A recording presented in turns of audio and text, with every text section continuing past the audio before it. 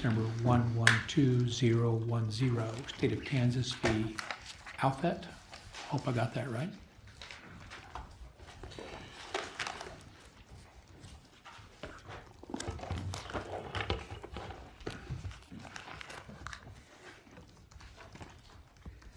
Good morning. May it please the court. Counsel, do we not have opposing counsel on this case? If you'd give her a moment to settle in, that would be appreciated. Thank you, Judge. All right. May it please the court. Sarah Walton on behalf of the state of Kansas. I'm an assistant district attorney for Johnson County. I would request to reserve 3 minutes for rebuttal. 3 minutes is granted. This case involved the intentional setting of a residence on fire as part of a plan to ambush first responders with the intent to kill them. In fact, the defendant, Mr. Outfit, fired 3 shots towards those first responders, 2 being police officers and 1 being a firefighter. The state initially filed what the Court of Appeals has called Outfit 1, and so I'll use those designations throughout my argument. Filed Outfit 1 with 1 count of premeditated murder attempted, and count 2 was the count of arson.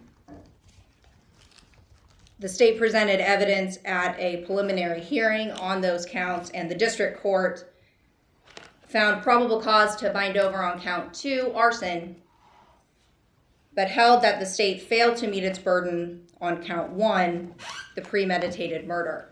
Failed to meet its burden to show that there was probable cause to believe a crime was committed and probable cause to believe that this defendant committed it. Correct, Your Honor. And basically what you're asking for is do-overs to be able to have a second preliminary hearing. Correct. And you say that's necessary. It's necessary that you do that, and I'm not sure why. In this case, it was necessary based on a couple of factors. The first factor was the ruling of the district court judge. Per the record on appeal, the district court judge had several concerns with the wording in the initial complaint. The use of the word and instead of and or, as well as with some of the evidence presented. Based on her ruling, the state also filed a motion for reconsideration, which the district court denied. So the option to reopen a preliminary hearing and perhaps present additional evidence was not available to the state. After the... I understand the state lost. The Yes. state lost on that, and 1 count was kicked out. You could have proceeded to prosecute this person for the arson. There was nothing that prevented you from proceeding to prosecute on the arson. Your only necessity is to be able to have do-overs and get 2 charges. But there was nothing that would have prevented the state from proceeding with this prosecution at that point, was there? No, there was nothing to prevent the state from proceeding solely on count 2, arson, but for concerns of the actions of this individual And warranted. you just wanted another chance to prove probable cause on another count. Yes. There was additional firearms testing done after the initial preliminary hearing to provide additional evidence regarding there was damage to a soffit or an eave outside of a window. Additional testing was conducted by our crime lab. So what prevented you then? That's additional evidence that maybe perhaps you didn't think you needed at the first preliminary hearing, but then you've reconsidered it after the judge didn't find probable cause. What prevented you from just dismissing it and refiling the whole thing all over again within the timeline? What prevented you from doing that? Ultimately, that's what the state did. We had in hindsight, which the value of hindsight. Right, I understand that. The action should have been to immediately dismiss and refile after the failure of the state to meet its burden on probable cause on the initial preliminary hearing. Rather than do that, we requested a motion for reconsideration. Once that was denied, at that point, the state dismissed the entire case and refiled in a second complaint. The decision to keep the cases together, which is also the crux of the state's necessity argument, was that this case involved a very unique set of facts. Facts that the defense attorney himself criticized that the state's evidence was circular, that the evidence for count 1 was the same as the evidence for count 2. And I don't dispute that. The evidence of attempted murder included the act of setting the house on fire, which was the intentional act of count 2, arson. Therefore, the state, out of necessity to keep these counts together and to not risk any compulsory joinder concerns, dismissed and refiled, keeping them in the same complaint. Because evidence of the arson is evidence of the attempted murder, and evidence of the attempted murder was evidence of the arson. The expert opinion of the fire marshal in this case relied on the fact that there were firearms found staged throughout this residence. It was also based on the fact that shots had actually been fired at first responders. All of this evidence allowed the expert to come up with the expert opinion that this was an intentionally set fire, as well as supported the charge of the attempted murder. So based on a concern of a subsequent prosecution on a separate count of attempted murder, if we had just proceeded on the arson count separate and refiled a sole count of attempted murder, would have been barred. I think you're asking the wrong question, potentially. I mean, when we look at necessity in these cases, what we need to be looking at is necessity for the arson case, right? Not necessity for the attempted first-degree murder.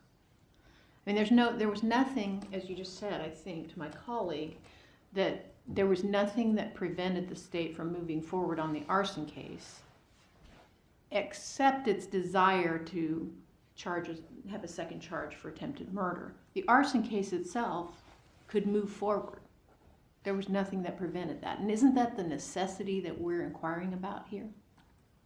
It's the state's interpretation that the necessity would be the basis for the dismissal, not necessarily how to save the arson count itself, not a case where... Well, what was the necessity for the dismissal? There was no necessity. You just said there was no necessity for it. It could have moved forward. If it had moved forward, then the state would have been barred with the subsequent prosecution of attempted murder. That's the necessity. Which has to do with that charge, not with the arson. The arson, you could have gone forward, gotten a conviction, etc. That's what I'm asking you. When we talk about necessity in these cases, aren't we talking about necessity for the charge that the arson charge here rather than the attempted murder charge? That's what I mean about the wrong. Are you asking the wrong question? And the state would assert that it is the necessity of the case as a whole. Okay. Although count 1 had been dismissed. And your support for that comes from what case or statute?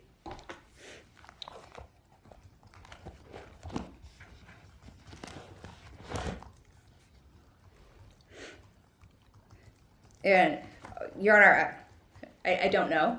Okay. Most of the cases, in fact, all of the cases that we have reviewed deal with the case as a whole.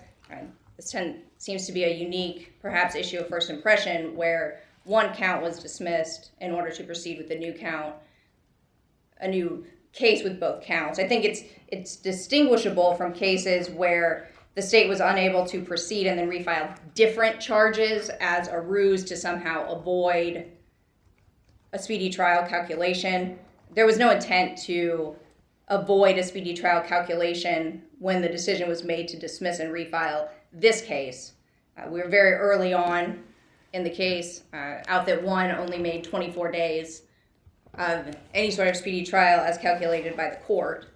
And so it was not done by any ruse to avoid a speedy trial calculation or to somehow... But the impact on the defendant was the same regardless of what was in the prosecutor's heart, right? And we have speedy trial has certain rationale that you get brought to trial rather than be held in abeyance and have that hanging over your head.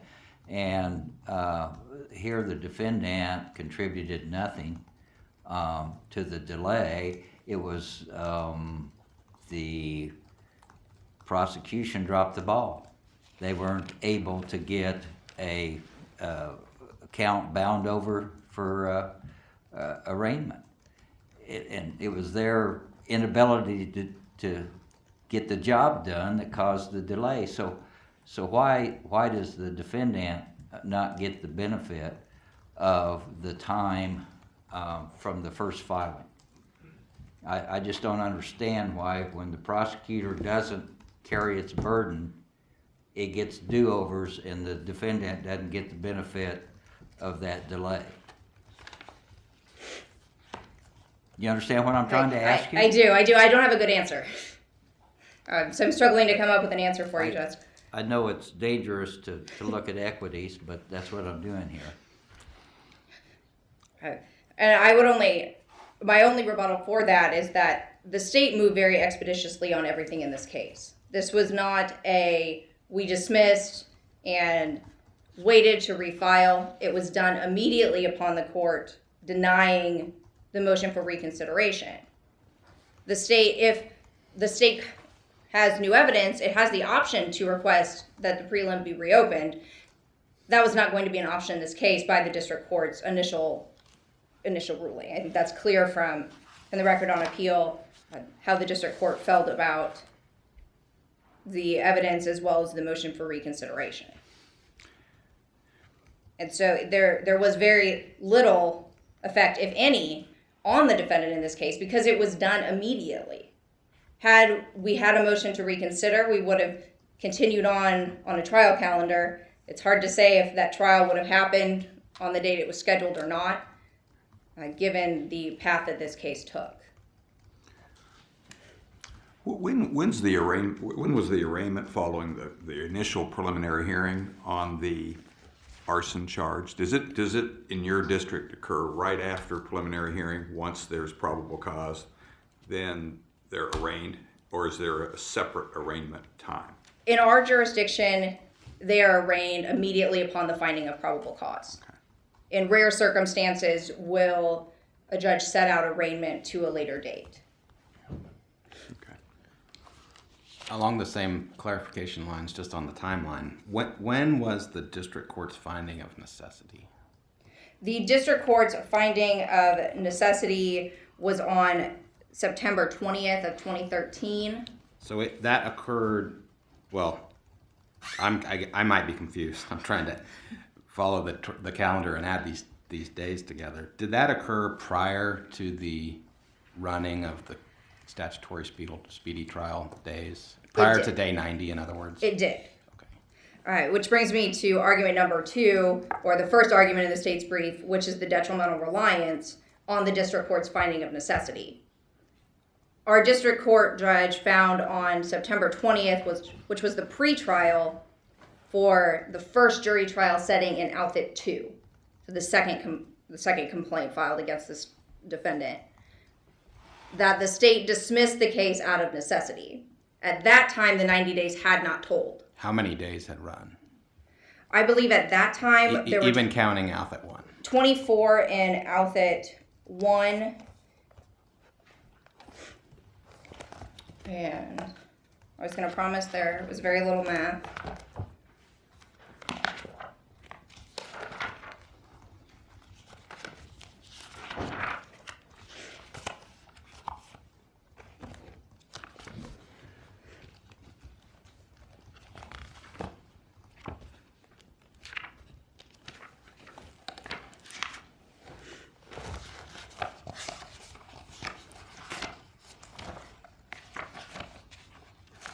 And as of September 20th, the days charged to the state had been 34. So even counting the first case, you were at 60 days roughly? Correct. Did the state make any sort of proffer or statement to the court that it could proceed with trial within the next 30 days? That issue did not come up at the finding of necessity because at our pretrial conference, everyone was ready to proceed with trial on Monday. Monday morning, the defendant had a health issue and became unresponsive prior to the jury being impaneled, and therefore the case had to be continued. Monday, as in September 2013? September 23rd Of 2013. of 2013.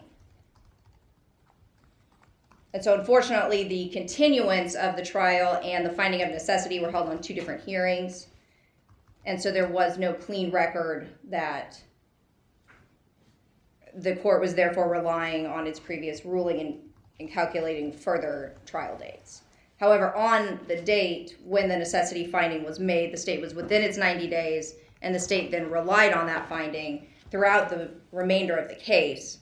I don't dispute with the Court of Appeals that 100 days is accurately attributed to the state if you consider both Outfit 1 and Outfit 2. It's the state's position that Outfit 2 should be considered in isolation and only count 76 of those days. I see that I'm out of time. We have any more questions? Thank you, counsel. See you at your rebuttal.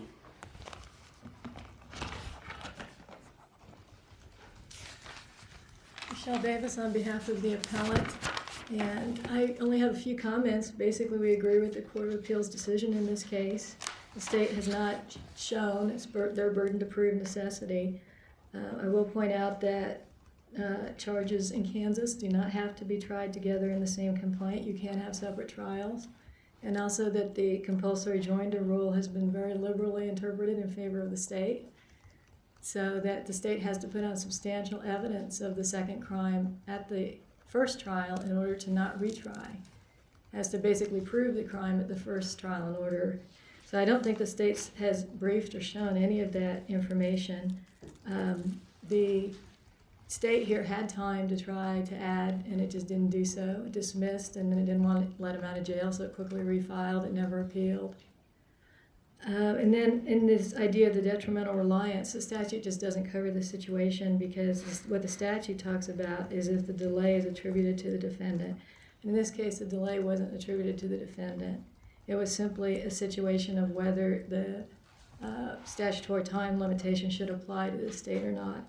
And so that language in the statute doesn't apply. What the district court ruled is that the time on the first one just wasn't going to apply to the state. And it's our position that that ruling is erroneous. If the state wanted to proceed the way it did, that was fine. But all of that time needed to count. That concludes my comments. Any questions? So the state can't rely. The argument being the district court just got it wrong as a matter of law. The district court never required the state to show necessity. But made a finding, made a ruling, right, that the days wouldn't count. Right, the judge's finding for necessity so that they could keep the two cases together. And presume we all agree with you, for the purpose of my question, that that was an error of law. I guess the question I have is, what should the state do in that situation? I mean, maybe that's unfair to ask you as the defense attorney, but can the state really not rely on a legal ruling made by a district court judge? Well, yeah, when there's a right of appeal, probably very carefully. So. Because had the district court got this right, I mean, the state is making the argument, we could have brought this defendant to trial within his statutory speedy trial rights, had the district court not made this error of law. That's true of all issues. I mean, there's all kinds of issues that if the district court had gotten right, it would make your jobs easier and we wouldn't be getting convictions. So the answer is that the state has some sort of independent responsibility to, I mean, it's sort of, if they accept that ruling from the district court, they accept it at their own risk, essentially. Yes, Okay. yes, I'll go with that. And we have said it is the state's responsibility to bring a person to trial within the statutory and constitutional. That's correct, and the state constraints. was making these claims to the district court that I don't think the state could actually support. in terms of the requirement that these cases be kept together and no other, I mean, the state just never, I don't think the state really established that. Especially when the state's, winning down below and their claim's not a real strong one in terms of their reliance on the ruling. So crimes that stem from one single act can be parsed out in several different cases, and it's the state's choice. Mm-hmm. Yeah, Clients such as Mr. Outhet can face 3 or 4 different trials Yeah, the state was on careful. each they count. could- Is that kind of, or basically divide Yeah. the counts out into separate cases? Is that, Right, because 223202 says 2 or more crimes may be charged. It's discretionary. And then the compulsory joinder rule, as I said, has been liberally interpreted in favor of the state. So the state's only barred from doing it if they actually prove all the crimes at one trial. The state in this case could have gone to trial on the arson and just used the gas can and the testimony that he set the fire. The attempted murder was the shooting the gun when the firemen come up the ladder. They didn't have to put that on. The state hasn't established any of this. The trial, or the judge that made the ruling of necessity was the judge that had heard the preliminary hearing evidence? Yes, that's my memory of it. So at least that judge was aware of what evidence was being submitted as to both charges, even though she found it insufficient as to the attempted murder. So at that stage, had the state, you're saying even at that stage, the state hadn't met its burden? Right, because the judge just said, I can see why you need to do this in order to keep the cases together.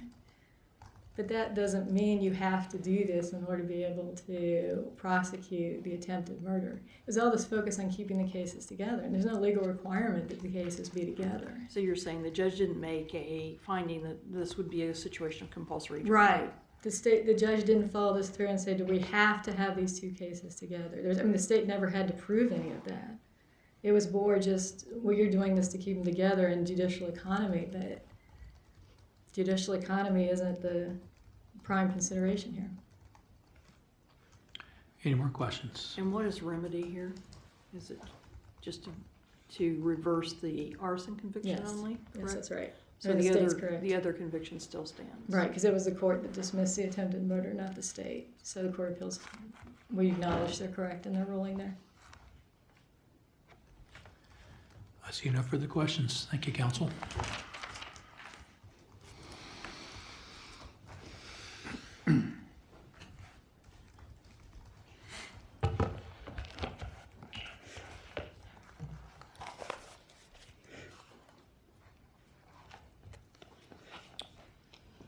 In response to the argument that the state never made the claim to the court regarding the necessity, I will note that a written response to a late filed defense motion to dismiss for speedy trial did include the state's argument that necessity dictated the dismissal of Outfit 1 and the refiling of Outfit 2, as well as the dictates of double jeopardy concerns if the prosecution for count 2, arson, continued independently of count 1.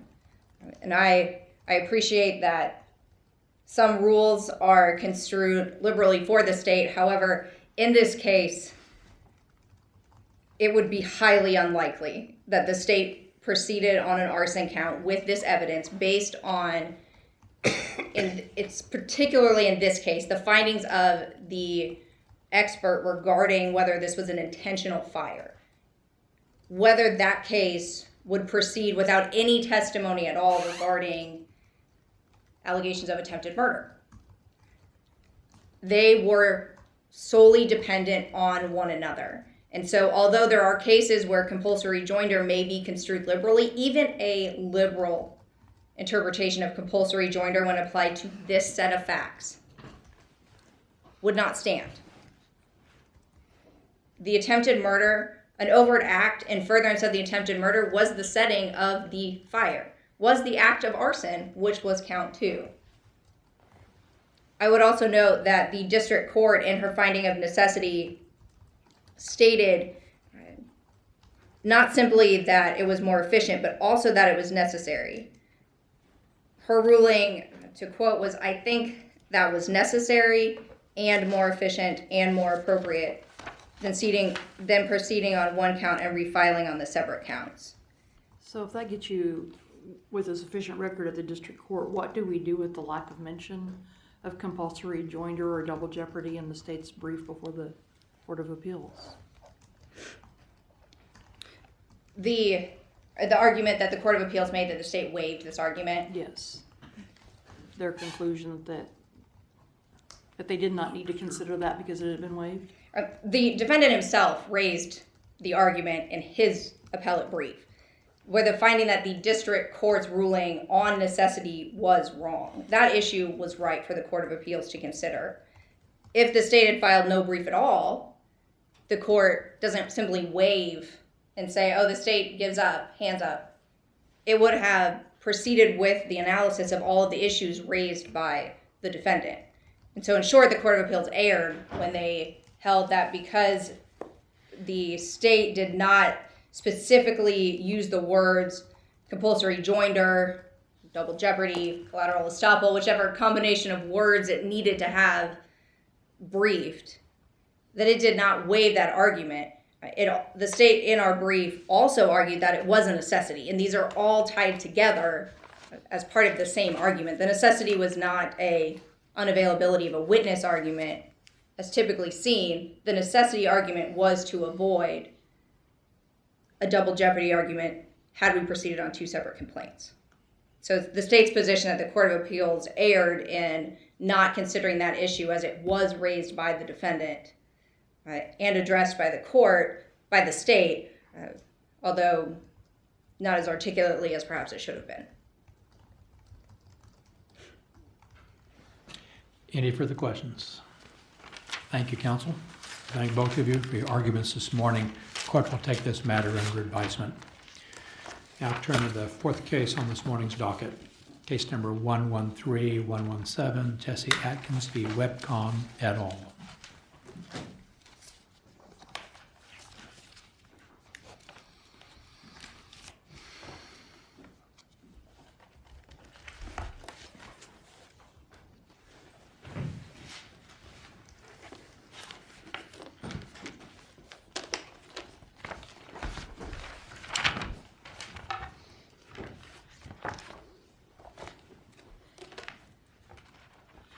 May it please the court, Melinda Young on behalf of the appellant Jesse Atkins, and may I reserve 4 minutes for rebuttal, please? 4 minutes is granted. Thank you. By way of summary, this is a Kansas workers' compensation case. In June 2009, Webcon, the employer in this case, was in the business of commercial roofing jobs. And Webcon was at the time based out of Hutchinson, but performed commercial roofing projects throughout Kansas and surrounding states, including Oklahoma. One evening, Jesse Atkins, the claimant in this case, was walking to a hotel that he was staying at for the week while performing work for Webcon in Oklahoma when Mr. Atkins was struck by a drunk driver. Specifically, he was returning to the hotel from a bar. Correct. Where he had been engaged in recreational activities. Correct.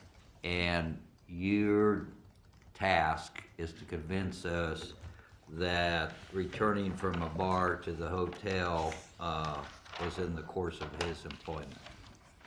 That is correct. And that's really what the issue is in this case. In order to be compensable, the injury has to arise out of and in the course of employment. And generally, injuries do not arise out of and in the course of employment when the employee is on the way to start work or leaving work after completing the workday. However, when an employee has to travel to differing locations, travel is an integral or necessary part of the employment. And when travel is integral or necessary, the injury can still arise out of and in the course of employment even though the work day itself has ended. Is there ever an end to the workday in Mr. Atkins' circumstance? Is it just 24 hours he's in the course of employment? According to this court's decision in Kendall, the Kendall versus Fairco case and the Blair versus Shaw case, no, there is not an end to the employment. So whatever happens, if he's wherever he or she is at under these circumstances, travel's required, costs are covered for the travel, then basically that entire 24-hour day that encompasses the work, you're covered by workers' comp because you're in the course of employment. Yes, with one exception, and that being if a substantial deviation has occurred, if the employee has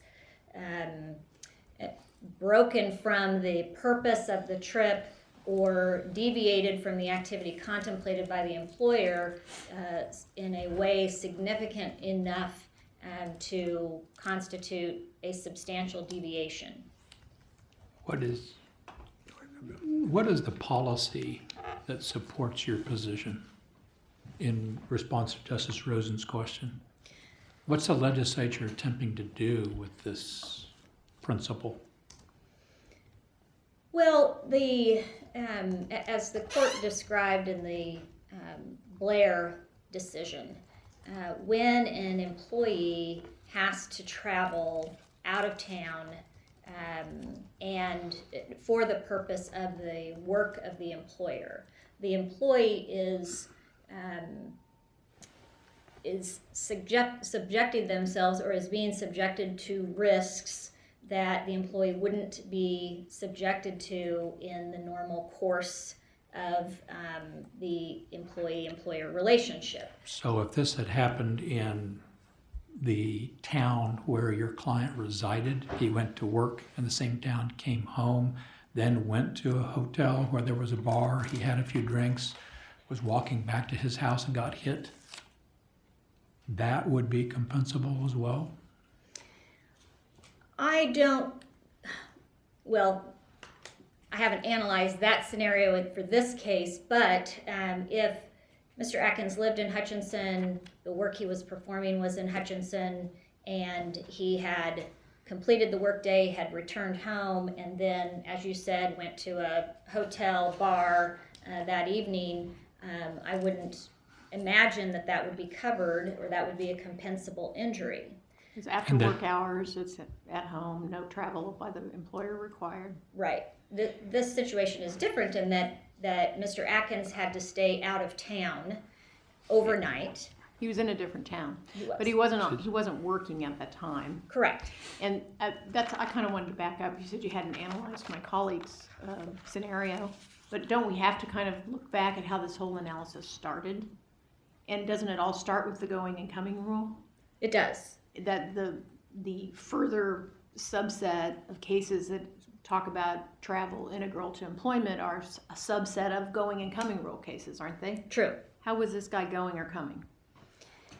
What the courts have said is that the statute says specifically that an injury does not arise out of and in the course of employment if the employee is coming or going. Right. But if travel is integral to the employment itself. Right. So, but the integral to the employment itself subset is only interesting from an analytical perspective if you've got someone who qualifies for going and coming to start with, right? Or does not qualify, if that's the question. So I'm asking, how do the facts here indicate that this person would be subject or not subject to the going and coming rule? Because this person is out of town, work ended at 7 p.m., it's 2:30 in the morning, he's made a decision, which is he's totally entitled to make, to leave the place of where he is billeted, if you will, overnight, and go enjoy some recreation, which he does, and this accident occurs when he's returning from that place on foot. He wasn't required to go anywhere on foot by his employer, was he? He was not required to go anywhere on foot by his employer. That's the start. And he But- certainly wasn't required to go recreate while out of town. True. But he was required to be in Enid, Oklahoma and stay in that specific hotel. And so that's your argument, is that he went on Monday and he didn't come back. He wasn't coming back until Friday. Correct. So Correct. all the time that he's not on the job site or even in transit to the job site and back to the hotel while he's out of town is still going and coming. That's your argument. Yes, Okay. that is my argument. From the time, sorry, so from Or the not time going in. from the time he leaves Hutchinson until he returns, if he's injured in any way, then he's entitled to compensation. Yes, How is the hazard increased by being in Enid as opposed to Hutchinson? Are Enid drivers especially prone to getting drunk and running people over at 2:30 in the morning? Don't answer that. yeah, I was just saying, I don't know if I have want to get the I answer. can good answer relations that. with us. I would, well, first of all, starting with the Blair case, which specifically states that the entire trip should be taken as a whole and should not be, we shouldn't separate out just the trip from the hotel to the work site and the work site back to the hotel, that instead the entire trip should be taken as a whole. Here, Mr. Atkins, because he was staying in Enid and staying at a hotel that he was required to stay at by the employer and that the employer selected, that hotel doesn't have any kind of general common socializing area, and so it is common for the employees, and this wasn't the first time employees traveled from the Baymont Hotel where they were that was selected by their employer across the street to the Ramada. These guys are staying in a hotel overnight for the entire week and are walking across the street. They don't have their own personal vehicle, so they are leaving the hotel together, walking across the street to the Ramada, spending time in their restaurant bar, and then walking back over to the hotel to sleep at night. If this is similar to a situation where someone is sent by an employer to a conference out of town, and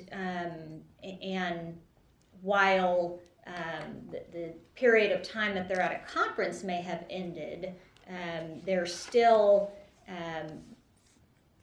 on the trip and at the overnight out of town on behalf of the employer and in the service of the employer. And so a trip leaving the hotel to go to dinner and coming back would, under Blair, the entire trip would be taken as a whole. You would agree that your argument only works if certain things happen. Number one, that it's employer-provided transportation to Enid rather than reimbursement for mileage. If he'd have taken his personal car to Enid, you couldn't make the same argument, correct? I think that's correct. And if they had reimbursed for a per diem for a hotel motel, and Mr. Atkins had selected his own place to stay, your argument wouldn't work, correct? Yes, that's true. So I guess when we're talking policy, it's a little hard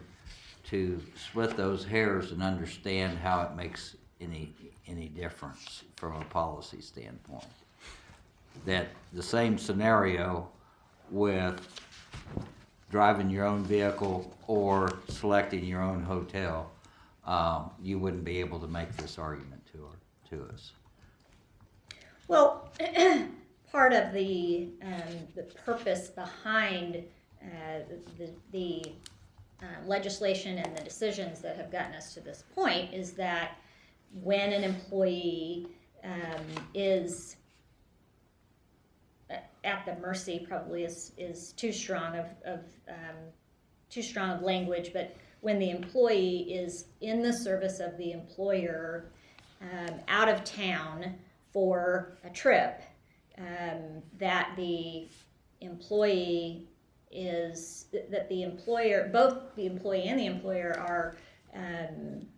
are receiving a benefit as a result of that relationship and as a result of that travel and that trip. And so the policy being that the employee is, again, subject to risk that the employee wouldn't be if the employee had their own vehicle, was making their own decisions, absent from any of the circumstances created by the employer, where to go and when to go and how to get around. But when the employee is staying at the hotel selected by the employer, traveling with the employer, therefore doesn't have their own vehicle, they are subject to risks that other employees would not be in a normal, if you can call it that, employment relationship where they're in the same location. The Court of Appeals has, in what was particularly that stood out to me in this decision, is that the Court of Appeals has recently, in this case, in the Butera case and the Ostermeyer case, appeared to identify or acknowledge that, yes, we have the Kendall case and the Blair case, and acknowledged that, okay, when an employee travels out of town, travel is integral to the employment relationship. However, the Court of Appeals has then gone further and said when the employee stays at a hotel, the travel cuts off at the time the employee reaches the hotel, and so what has been called the exception to the going and coming rule is eliminated at that point once the employee is staying at a hotel. These recent decisions by the Court of Appeals directly conflict with this court's decisions in Kendall and Blair, which say the opposite and say that when travel is integral to the employment, the entire undertaking is considered as a whole, and only when there is a substantial deviation. Considered indivisible. Yeah. The entire undertaking is considered indivisible.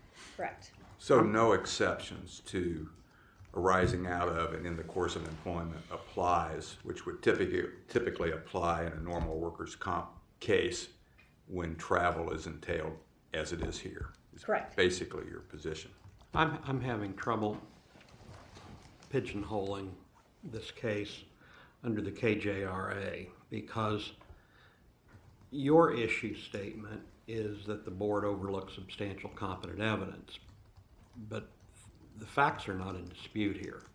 So it seems to me this is a question of law, which would put it under subsection 4, which would be the board misapplied the law. So which is it? I mean, with undisputed facts, this has to be just whether these facts fit under the statute for purposes of coverage, right?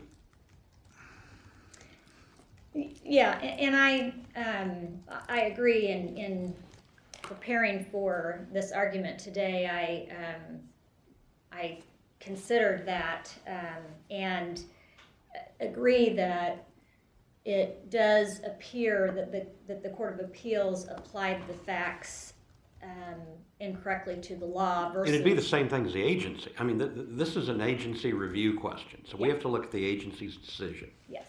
And the facts aren't in dispute. So the only question is whether those facts fit the workers' compensation coverage statutes, right? Yes. And I've kind of gone back and forth in my mind on that particular question. But ultimately, yes, I think you are correct that the facts aren't in dispute. It really is an issue of whether the Court of Appeals applied those facts to the law correctly, applied the law correctly in this case. It still gets back to whether the board applied. Correct. Where there's a KJRA, so Yeah. it's just whether the board applied the undisputed facts to the law. Correct. Correct. Any more questions? Thank you, counsel. Thank you.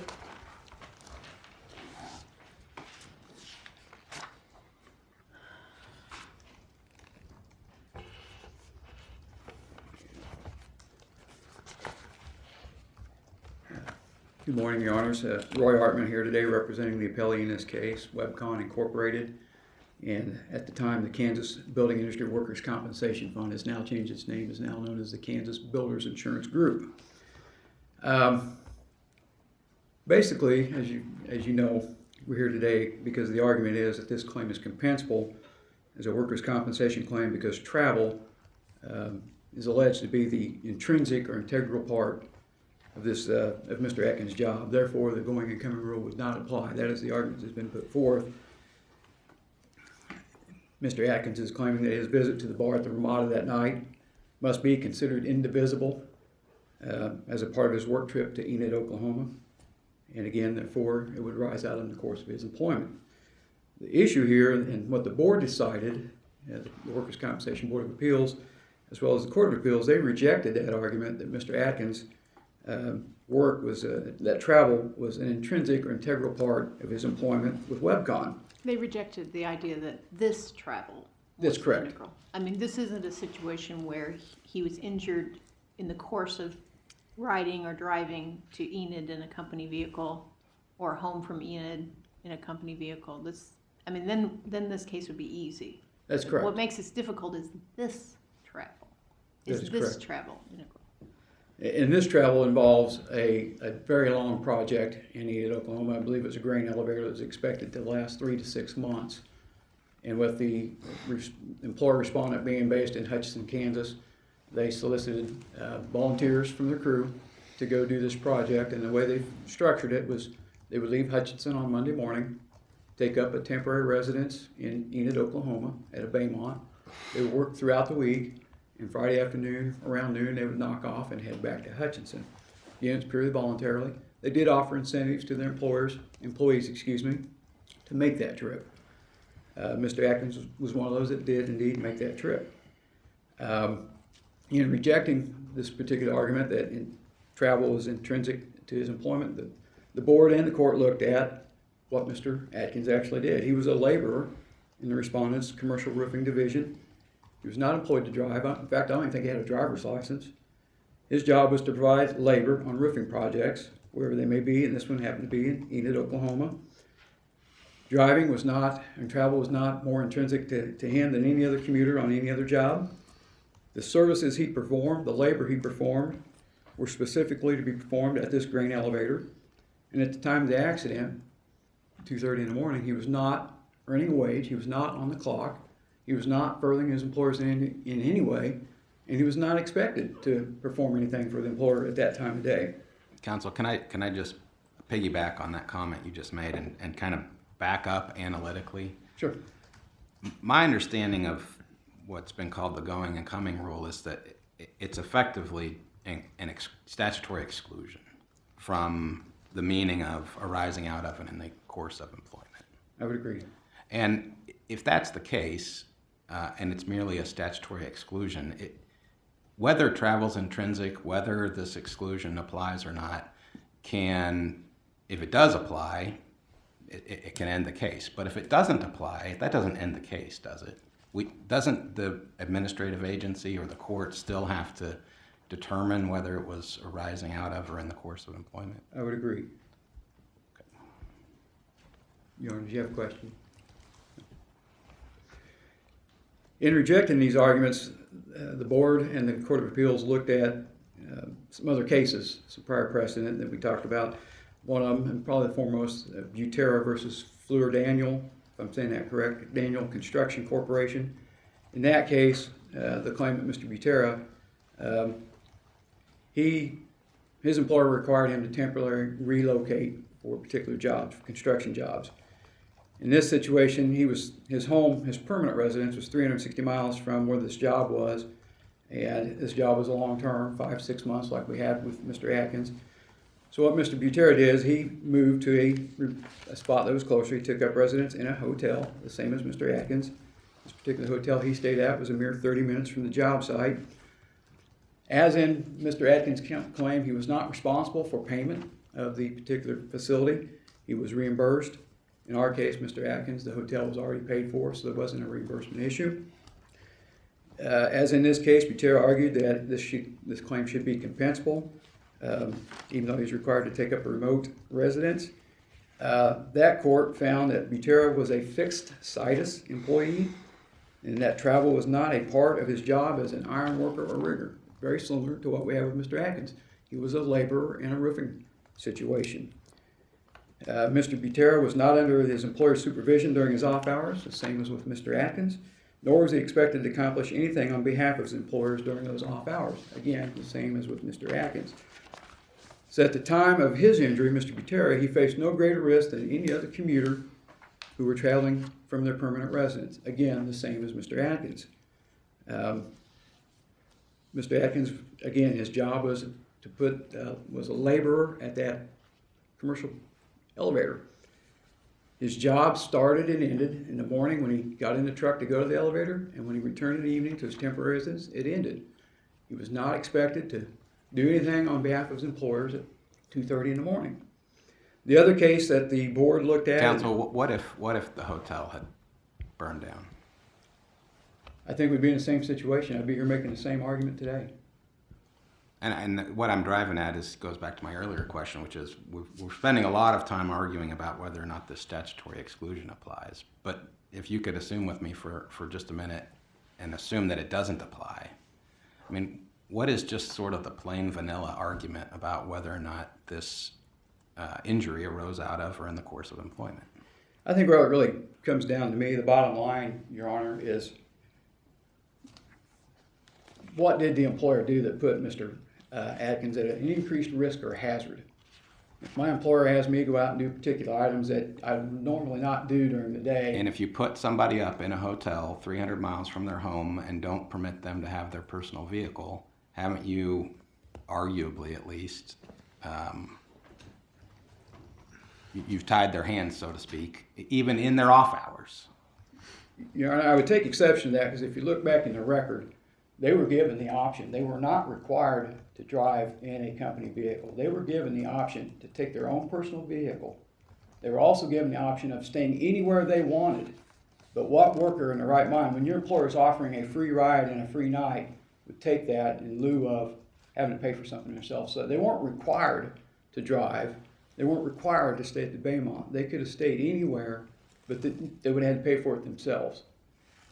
So he made these decisions to do what he wanted to do. When he went to Enid, he didn't have to go. He didn't have to ride the company vehicle.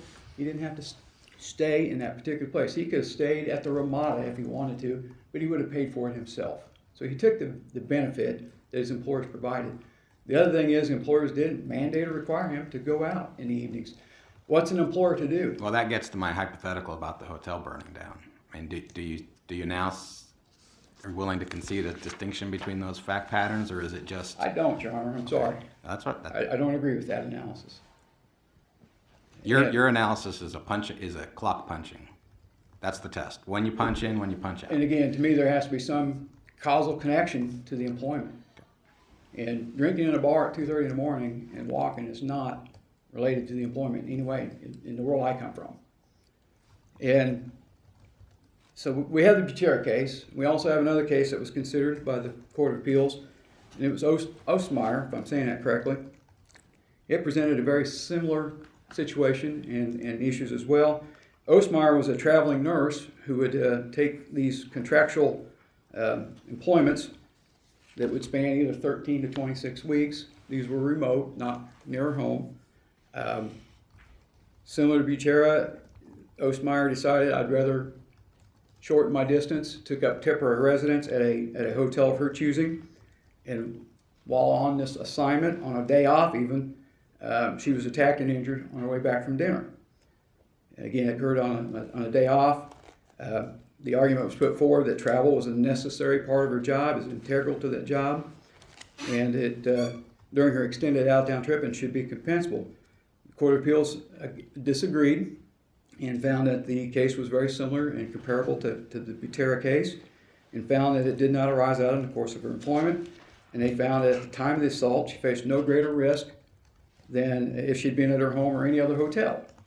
And at the end of the opinion, uniquely, the Court of Appeals made the comment that to embrace Ostmeyer's position here would substantially broaden the employer's exposure on all claims.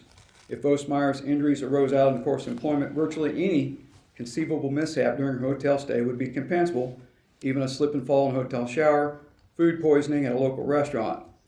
That court went on to say, we do not believe that such broad coverage is consistent with the legislative intent or with the appellate case law considering that question. that's where I line of thinking would come into that.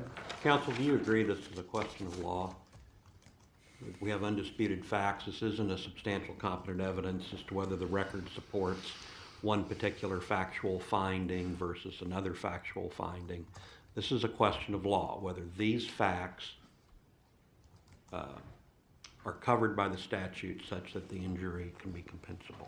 I believe it is a question of law, whether it's how the facts are applied and if they're applicable to that. It's interesting, the Court of Appeals in this case did spend some time on whether there was substantial competent evidence to support the board's decision.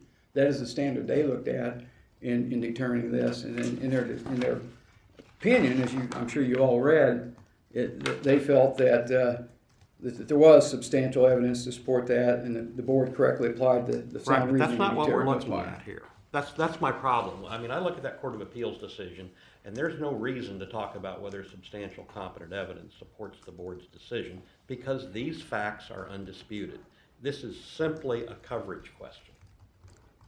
Well, I believe that's how it was positioned when it was appealed, and that's what we briefed. I don't know that anybody in here, in our briefs, talked about a question of law.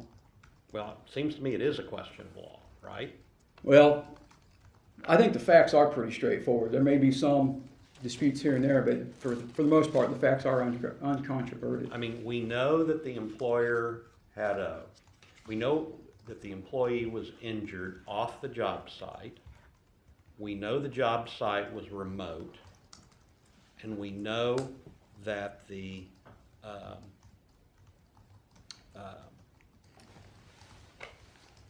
employer provided temporary lodging. And with those facts, the first thing I think what Justice Stiegel is saying is the first thing we look at is whether the going and coming rule, as it's codified in 44-508, whether that applies. I don't think it does. If you just read the statute, it clearly doesn't. So now we're left with whether those facts fall under, the course of employment, right?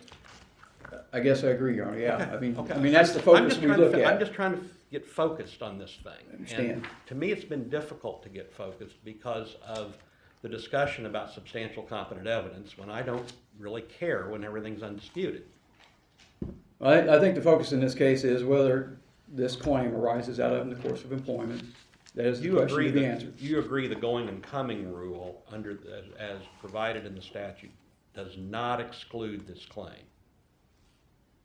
I believe it does exclude this claim. Okay. Because you have I've to got it in find. front of me. You explain to me how this language excludes that claim. Well, the coming and going, you're talking about 44-508, which I don't have right in front of me. It provides, if I can find it here real quickly, I can. Well, he wasn't on his way to assume the duties of employment, That's correct.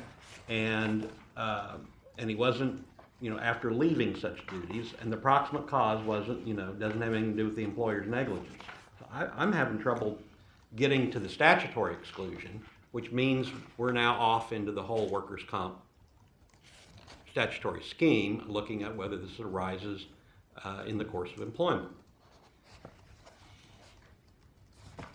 I guess I don't see, Your Honor, how, if we say the going and coming rule, if 44-508 does not apply, how does that make this claim compensable? Because it did not arise out of in the course of his employment. He was not on the job site. That's a different part of the world, the statutory world. This statute says that arising out of and in the course of employment shall not be construed to include injuries, and then it goes forward. I'm just trying to say, how does that statutory language apply to this claim? And if it doesn't, then it's not excluded under this. It may not qualify, but it doesn't mean it's excluded under this statutory going and coming rule. That's all I'm getting at.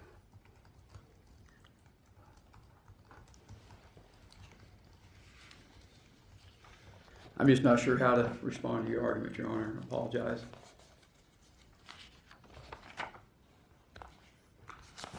The going and coming rule, I've litigated a number of claims over the years, and that usually involves situations where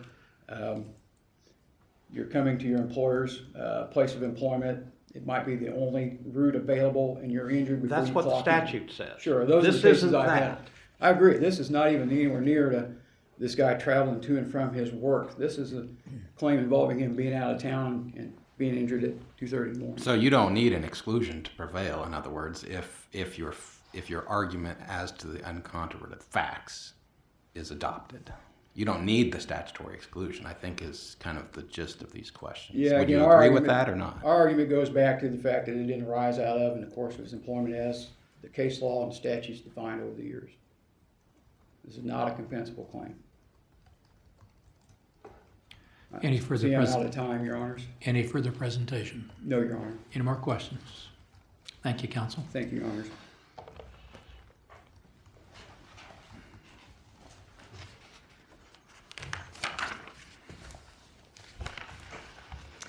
Thank you. I just wanted to address this. Counsel, I'm sorry. I know you wanted to say something, but I'm just going to jump in and, Sure. ask you about a separate statutory exclusion. Okay. There's the going and coming exclusion in 508F, but the second part of 508F also excludes any injuries to employees while engaged in recreational events under circumstances where the employee was under no duty to attend.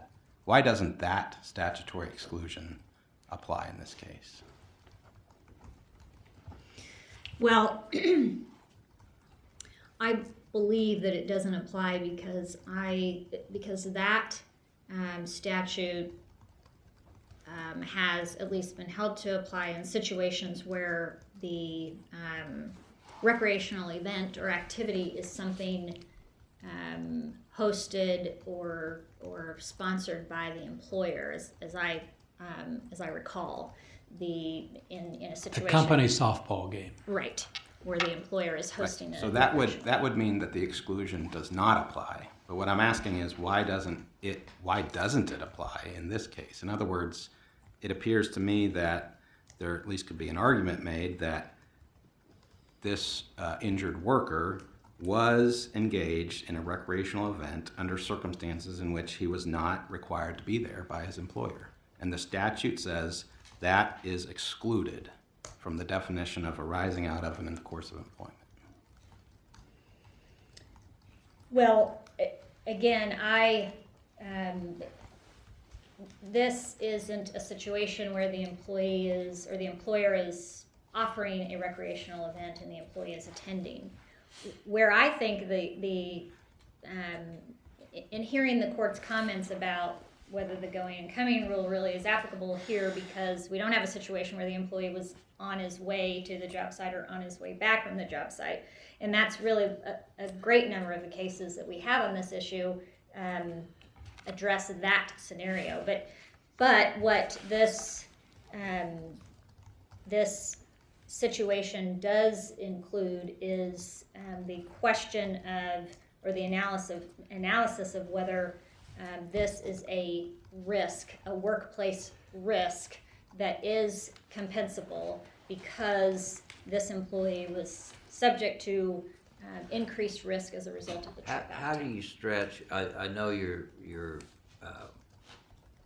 relying on the employer requiring this worker to be in Enid, Oklahoma, without a car, without his own house. But how do you make that leap from requiring his presence in the community to the recreational endeavors that he engages in voluntarily while he's there? Back to kind of carry forward my colleague's question. Sure. We all agree that this wasn't a sponsored event. Right. But how would you say his requirement that he be in Enid, Oklahoma, translate into the exceptions to the exception? Okay. I believe that the section addressing or excluding recreational activities sponsored by an employee is different because the legislature sought to exclude from the act injuries where an employer offers something of recreational nature that is not part of the employer's business, a company softball game that is offered, but the legislature saw that they didn't want to extend coverage under the act in that scenario. The scenario we have here is different in that in order to perform the work, Mr. Atkins and the entire crew had to travel and stay out of town over the course of a week, stay in a hotel, and the risks associated with that trip for the purpose of the work.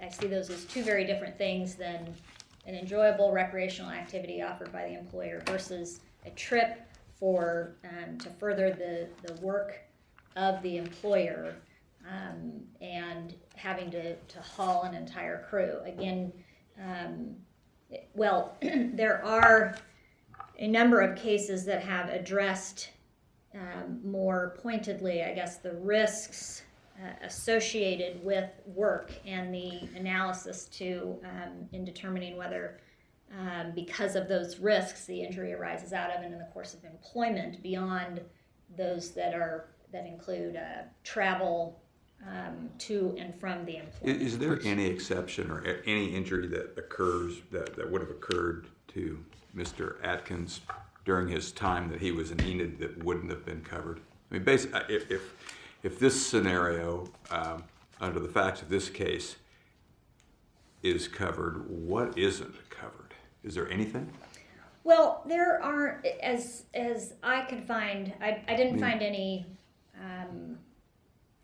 certainly Supreme Court decisions or Kansas Court of Appeals decisions that addressed that question specifically. However, there were several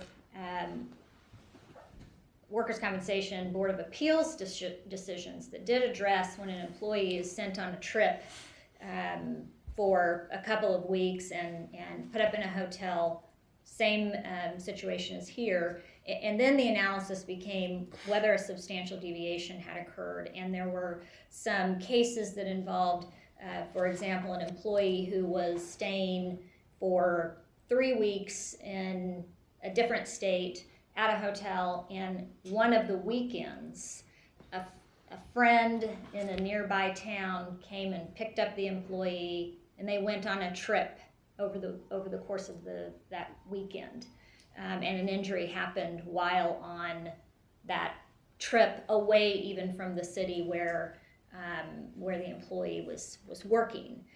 And the Board of Appeals in that scenario said that was a substantial deviation. The employee had been picked up by a friend and left the town for the weekend. So applying that type of circumstance, if Mr. Atkins had someone who came who was not part of the crew, came and picked him up, and they traveled from Enid to Oklahoma City for the night, maybe that would be a substantial deviation. Something beyond what the crew was doing in their activities in Enid for the week that they were there, in the evenings after the work had ended. And there was another similar Board of Appeals decision that, now I'm not recalling the specific facts, but again, it did involve kind of leaving the area and doing something different than what the other employees were doing during the trip. So I could see that type of scenario. Otherwise, I think so long as the employee is staying in the hotel, doing what the employees are doing in the evenings, and the employer is deriving a benefit from that employee's overnight trip, and benefiting from not having to assemble a whole new crew of people in every single town, and the employee is therefore subjected to the risk of out-of-town travel. Those injuries that occur during that trip would be compensable under the Act. go back to a question that was raised some time ago. What is the policy that supports the examples you were just giving? Why should workers' compensation cover an employee who, yes, is out of town and decides to go drinking that night and gets injured?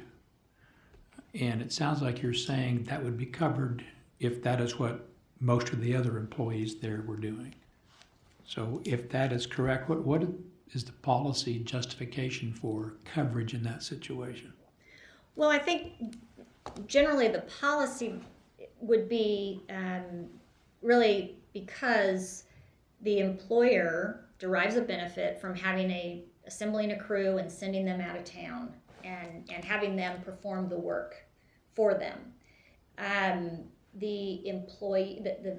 The policy benefits the employee who is willing to have subject themselves to an increased risk of staying out of town, not having transportation, staying in a hotel, and those increased risks with the travel. So I think the policy is that it benefits both the employer in being able to have and assemble quality employees, and it benefits the employee in that if they're injured on one of these trips, that the injury would be compensable. Again, I think that there would still need to be a determination in each case whether there was such a substantial deviation as to cut off that purpose behind that policy and find that a particular injury was not compensable because of some action that took it so far outside of what was contemplated by the employer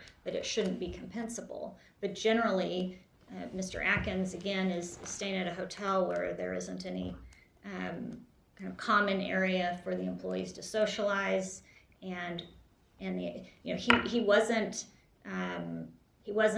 driving drunk, he wasn't traveling to a different town. He was doing what the employer knew that other employees were doing, walking across the street to a different hotel and walking back when he was injured. Had he been, and the fact of that trip in Oklahoma subjected him to that risk beyond what he would have been subjected to had he had a traditional job where he reported to a factory in Hutchinson and went back home every night. Thank you, counsel. Any more questions? Thank you both for your arguments this morning and this afternoon. Court will take this matter under advisement. That concludes this morning's docket. Court is now in recess until 9 o'clock tomorrow morning.